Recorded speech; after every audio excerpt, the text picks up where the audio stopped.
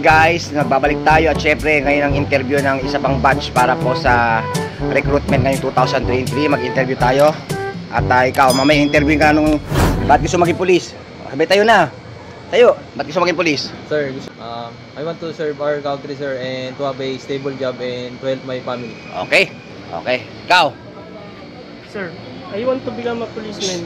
Besides of having a stable job, I can help to others and to my neighbor and also the country. Okay. Thank you, sir. Ikaw, ba't gusto maging pulis? Tayo.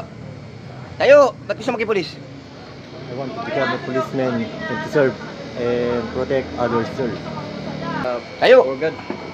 For God, family, and country. For God, country, and family. For God, family, and the country. Yes, sir. Ikaw, English. Sir, I want to live my life Live! through public Yung live. service. Uwi ka na. I want to dedicate my life through public service, sir. dedicate my life. Ikaw. Ba't gusto maging pulis? Because I know in my heart that I meant to be. Ano pa? Anong itutong sa PNP pag pulis ka na?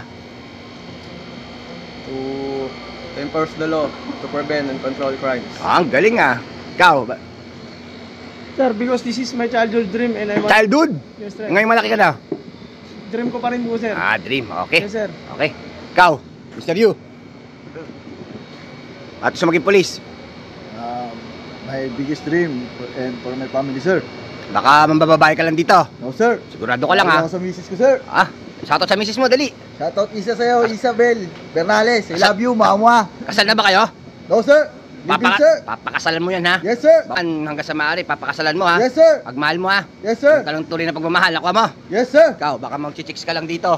No, sir. Sigurado ka? Yes, Okay. sir.